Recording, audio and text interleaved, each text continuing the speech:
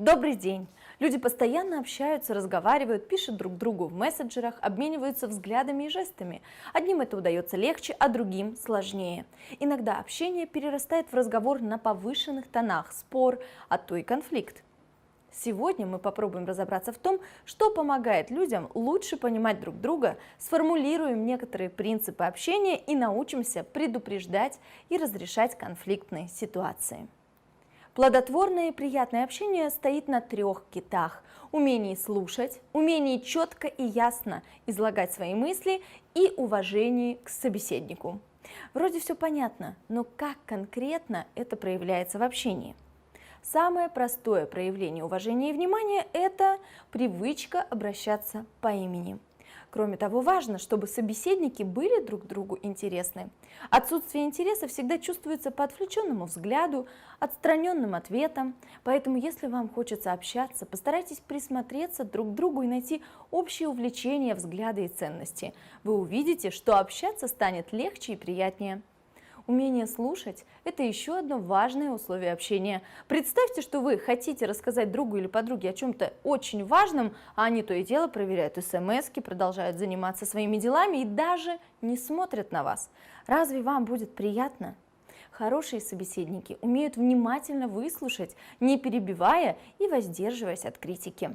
Это люди, которые искренне стараются понять другого. Но это не значит, что для проявления уважения мы должны всегда и во всем соглашаться с нашим собеседником. У нас может быть своя точка зрения и свое отношение к обсуждаемой ситуации, но их стоит выражать так, чтобы не оскорбить собеседника. Иногда разговор может пойти о том, о чем нам не хочется говорить. В таких ситуациях вместо неловких ответов «не знаю», «может быть», лучше честно, прямо сказать, что сейчас говорить об этом не хочется. Умение выражать свои мысли ясно и просто – основа понимания в общении. В каждом сообщении лучше передавать одну идею, не перегружая свой рассказ ненужными деталями и словами. Чем конкретнее мы сможем выразить свою мысль, тем проще другому человеку будет нас понять. Даже когда мы ясно и просто выражаем свои мысли, мы все равно можем столкнуться с трудностями в общении. Дело в том, что кроме того, что мы говорим, важно и то, как мы говорим. Проблемы в общении могут возникнуть, если собеседники не следят за языком тела, то есть не обращают внимания на мимику, жесты, позу, интонации голоса и выражение лица. Отслеживая, как меняется выражение лица собеседника, мы можем лучше понять его или ее отношение к тому, о чем мы говорим. Когда разговор интересен обоим, его можно с удовольствием продолжать. А если мы видим, что собеседник расстраивается или начинает злиться, разговор лучше прекратить. Или сменить тему разговора, если собеседнику явно скучно. Взгляды, жесты, позы и интонации иногда могут передавать гораздо больше, чем слова, давая понять, что на самом деле чувствуют люди, с которыми мы общаемся. Говорят ли они правду или что-то скрывают?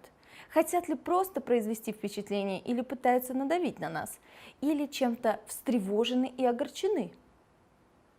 Обращая внимание на эти детали в поведении собеседников, стоит следить и за собственной позой, мимикой и жестами. Почему же это важно? Попробуем разобраться. Люди могут совершенно по-разному вести диалог. Хорошо, когда собеседники общаются на равных, то есть выслушивают и уважают точки зрения друг друга. Но некоторые люди иногда разговаривают так, будто они старше или главные, или наоборот, словно они младшие или подчиненные. Хотя на самом деле это может быть и не так. Выбирая ту или иную манеру общения с позиции старшего, младшего или равного, люди используют разные слова, интонации, позы, жесты и даже выражение лица. Позиция старшего или главного в общении связана со стремлением к доминированию.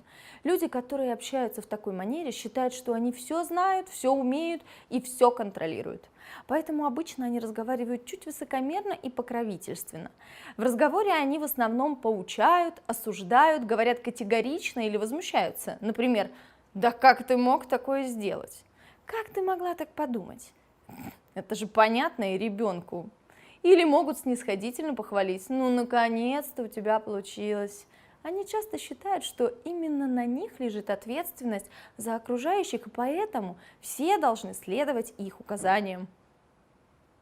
В разговоре любой человек может оказаться в позиции младшего или подчиненного, совершенно независимо от своего реального возраста или статуса. Выбирая такую манеру общения, люди говорят неуверенно, как будто оправдываются или что-то просят. И могут, наоборот, вести себя как шаловливый и капризный ребенок, которому все прощают и разрешают. Они бурно выражают свои эмоции и с детской непосредственностью требуют желаемого. Но и в том, и в другом случае такие собеседники не стремятся к самостоятельности в решениях. Они не хотят брать на себя ответственность, а предпочитают, чтобы все решали за них. А вот общение на равных – это диалог между людьми, которые внимательно и уважительно относятся друг к другу. Выбирая такую манеру общения, люди знают, чего они хотят, но при этом искренне стремятся понять своего собеседника. Они смотрят прямо и открыто, говорят спокойно и уверенно, внимательно выслушивают доводы других и готовы к обсуждению и сотрудничеству. Конечно, приятнее всего, когда мы общаемся на равных, но как же этому научиться и что делать, если наши собеседники используют другую манеру общения? Ведь бывает очень обидно, если нас поучают и принимают за нас решения. Да и самим постоянно все решать за кого-то тоже может быть тяжело и неприятно. Для начала нужно научиться различать признаки той или иной манеры общения. Это поможет лучше понимать, что происходит между вами и вашим собеседником. Давайте попробуем определить, какие позиции общения тут описаны. Если человек смотрит как бы свысока и говорит покровительственно, постоянно использует указывающие жесты, поучает и дает множество советов, то в общении он занимает роль старшего и более умудренного жизнью человека. Если у человека заискивающий взгляд, нерешительные жесты, скованная поза, просящие или оправдывающиеся, или наоборот игривые и капризные интонации, то он общается с позиции младшего, нуждающегося в помощи и опеке. А вот общение на равных предполагает прямой и открытый взгляд, спокойные жесты, внимание к собеседнику и аргументацию своей точки зрения. Если манера общения собеседника вас не устраивает, то разговор можно прекратить. Например, вы хотите обсудить какой-то важный для вас вопрос и обращаетесь к собеседнику как к равному, а он или она в ответ начинают отвечать вам в манере старшего или поучать, или наоборот снимают с себя ответственность и уходят от серьезного разговора. В этих случаях можно взять паузу и вернуться к разговору позже. Кроме того, вы можете обсудить с собеседником то, что вас не устраивает в его или ее манере общения. Конечно, делать это нужно вежливо и тактично, проявляя уважение к чувствам другого человека. Например, вы заметили, что вас поучают, и вам это не нравится.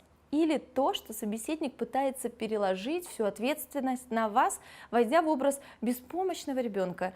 Вы можете спокойно сказать ему или ей об этом. Например, «Мне кажется, что сейчас вы стараетесь опекать меня, но мне это неприятно. Я бы хотел сам принимать решение». Или «Мне кажется, что вы сейчас хотите, чтобы я приняла решение за вас, но я не готова к этому. Давайте вместе подумаем над решением». Это может мотивировать собеседника перейти к общению на равных. Главное не забывать, что окружающим порой бывает сложно изменить привычную манеру общения. Например, если родители привыкли общаться с маленькими детьми в роли старшего и главного, то им нужно время, чтобы привыкнуть к общению на равных с повзрослевшими детьми. Ведь очень долго именно они несли ответственность за жизнь и здоровье своих детей, помогали им и делились опытом. Нам самим тоже нужно время, чтобы научиться следить за своей манерой общения и выбирать правильный подход к разным собеседникам. Если вы хотите, чтобы ваше мнение признавали и уважали, то начинать общение в образе неуверенного или капризного ребенка – плохая идея. Точно так же пытаться поучать и руководить всеми вокруг в роли старшего и крутого вовсе не круто. Чтобы лучше понять, в какой манере вы общаетесь, можно потренироваться перед зеркалом. Попробуйте представить, что вы разговариваете с кем-то знакомым, и обратите внимание на свою позу, выражение лица, мимику и интонации. Удается ли вам общаться на равных? Или вы замечаете признаки покровительственной или неуверенной манеры общения? Иногда Желая показаться увереннее, мы используем в разговоре покровительственные и даже снисходительные нотки, или, чтобы получить желаемое, ставим себя в позицию маленького и беспомощного. Но если мы хотим говорить на равных, стоит найти спокойную и дружелюбную интонацию. Такой настрой обязательно передастся собеседнику и поможет в общении. Итак, мы обсудили, почему в общении надо быть внимательным к мимике, жестам и интонациям своим и собеседника. Но кроме этого, в любом общении важно учитывать и личные границы других людей. Вы замечали, что с разными людьми мы общаемся на разном расстоянии? С близкими людьми и хорошими друзьями мы обычно разговариваем на расстоянии вытянутой руки, с остальными мы чаще всего общаемся на расстоянии 1 метра, а с незнакомцами держимся еще дальше. Соблюдение дистанции зависит, конечно, от традиций и культуры, но у каждого человека есть свои границы личного пространства или зоны комфортного общения. Когда они нарушаются, человек инстинктивно отходит назад, начинает злиться. Если не хотите испортить разговор, настроение и отношения с человеком, старайтесь не переходить границы его или ее личного пространства. Это касается не только дистанции, но и прикосновений. Жмите руку, обнимайте только тогда, когда уверены, что это приятно вашему собеседнику или собеседнице. Даже те люди, которые следуют всем правилам общения, не застрахованы от конфликта. Как вы думаете, почему возникают конфликты? Из-за непонимания или нежелания понять, из-за неумения ясно выражать свои мысли и желания, из-за неумения слушать, из-за несовпадения ценностей, интересов, точек зрения, из-за столкновения характеров, из-за соперничества, из-за неподходящего момента для разговора, из-за элементарной невежливости или глупых шуток, из-за вспыльчивости, грубости и несдержанности. Наверняка каждый из нас был свидетелем, а кто-то и участником классического конфликта из-за невежливости и несдержанности, когда в автобусе кто-то наступает другому на ногу и проходит мимо. Человек возмущается: «Вот нахал, даже не извинился!» И в ответ слышит: «На такси надо ездить». Что делать дальше? Сказать что-то еще более обидное в ответ или выместить свою злость на ком-то другом? Давайте посмотрим видеоролик о том, как справляться со злостью, действовать рационально, сохранять отношения с людьми и оставаться в хорошем настроении.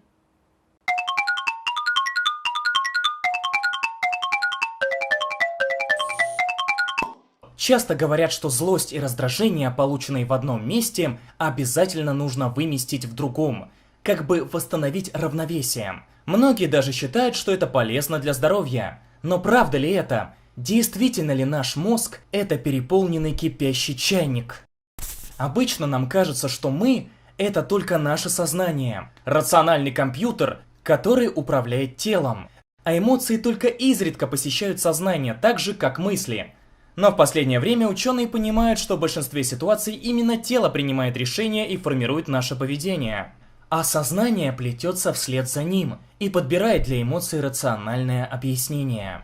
Это первобытные отделы мозга. Наш внутренний зверь-выживальщик, который миллионы лет вел нас по жизни, берег от опасностей и награждал за правильное поведение. Он запоминает наши эмоции, что вызвало у нас удовольствие, а что принесло дискомфорт. Из этих запомнившихся эмоций создается целая картина мира, в которой все правильно именно для нас. Такой механизм работает гораздо быстрее, чем сознание. Нам не нужно рассуждать, чтобы распознать знакомых людей или родной дом. Из таких же эмоциональных восприятий складываются и более абстрактные вещи – уверенность в будущем и ощущение справедливости. Но что если ситуация вокруг внезапно перестает соответствовать нашей идеальной эмоциональной картине? Мы испытываем злость, страх или растерянность. При этом неважно, на самом деле нам угрожает опасность или нет.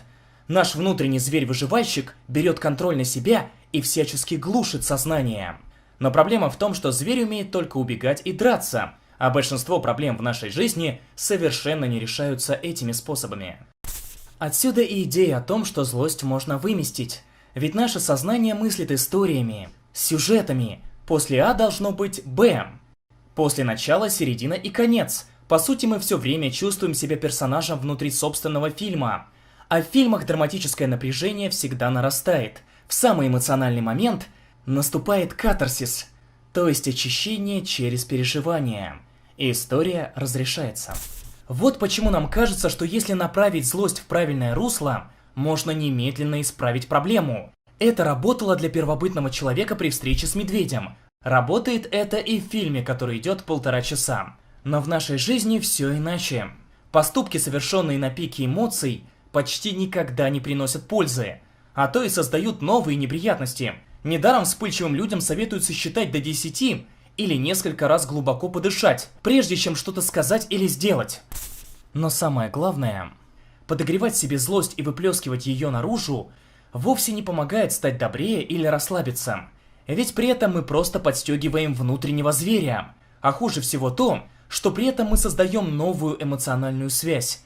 Она соединяет вместе агрессию и удовольствие. Так как же бороться со злостью? Очень просто. Попробуйте поставить себя на место другого и посмотреть на ситуацию с его точки зрения. Ведь если мы способны понять и принять незнакомые явления непривычных людей, то они не вызывают у нас стресса, и мы можем действовать рационально. Получается, что когда мы очень долго злимся и раздражаемся, мы просто уходим с головой в свой собственный фантастический фильм, и только позволив злости утихнуть, мы способны трезво взглянуть на ситуацию и принять здравые решения. А чтобы успокоиться, можно заняться физическим трудом, пропылесосить ковер, поработать в саду, прогуляться, поплавать в бассейне или просто принять душ. Итак, мы увидели, что вовсе не обязательно действовать как первобытные люди и обижать в ответ на обиду или вымещать злость на других. Конфликтные ситуации можно разрешить, если следовать нескольким правилам. Правило первое. Признать, что конфликт – это реальность, и не пытаться от него убежать, спрятав голову в песок. Правило второе. Говорить о своих чувствах, а не обвинять. Фраза «мне очень обидно, что ты не сказал мне об этом» гораздо лучше, чем «ты все от меня скрываешь». Говоря о чувствах, не надо кричать и ругаться. Лучше взять паузу, чтобы остыть и потом спокойно во всем разобраться. Правило третье. Обсуждать ситуацию, поступок, но не задевать личность и не обесценивать человека. Правило четвертое. Высказывать свое мнение уверенно и спокойно, при этом уважительно к собеседнику. Можно попросить человека разъяснить смысл резкого замечания. Что ты имеешь в виду? Или я хочу проверить, правильно ли я вас понимаю. В этом случае собеседники, как правило, переходят на спокойный тон. Правило пятое. Прислушиваться к другому, чтобы понять, в чем ее или его интерес, позиция, претензия, что беспокоит или не устраивает. Если мама после 25-й просьбы мыть за собой посуду находит раковину с грязными тарелками и возмущается, то здесь все понятно, надо исправляться и не спорить. Правило шестое. Постараться понять оппонента, поставить себя на его или ее место и проанализировать ситуацию с разных точек зрения, а не только со своей колокольни. Правило седьмое. Договариваться, искать точки соприкосновения, чтобы интересы каждой из сторон были учтены, чтобы каждая сторона осталась в выигрыше. Правило восьмое. Не вспоминать прошлые обиды и разногласия, иначе это еще больше усугубит конфликт. Правило девятое. Использовать юмор. Представьте, бабушка, которая тщательно следит за чистотой в доме, обнаруживает за дверью вашей неубранной комнаты паутину и с ужасом восклицает: «Это что такое?» Фраза «я провожу научный эксперимент», сказанная серьезно, скорее всего разрядит ситуацию, и вы оба посмеетесь. Правило десятое. Извиняться, когда мы не правы. Не стоит надеяться, что все пройдет само собой и забудется. Мелкие разногласия и обиды накапливаются и могут привести к серьезным трещинам в отношениях. Дать такой совет легко, а вот следовать ему совсем непросто. Как поется в известной песне, «Прости» — это, кажется, самое сложное слово. Есть много способов попросить прощения, и у каждого из нас они могут быть разными, потому что мы разные. Можно просто сказать «прости меня, я был неправ». Или «я была очень неправа, извини». Можно отправить смс-ку или электронное письмо с извинениями и пририсовать виноватую рожицу. Признание своей вины в случившемся очень важно для разрешения конфликта и восстановления отношений. Сегодня у нас получился длинный, но, надеюсь, интересный и полезный разговор. На досуге вспомните, что чаще всего становится причиной конфликтов в школе, в семье или на улице. Подумайте, что вы можете сделать, чтобы предотвращать такие конфликты или разрешать их конструктивно. Можете записать ваши мысли в такой таблице. Поверьте, это реально поможет вам лучше общаться, меньше ссориться и сохранять хорошее настроение. А я прощаюсь с вами. До новых встреч!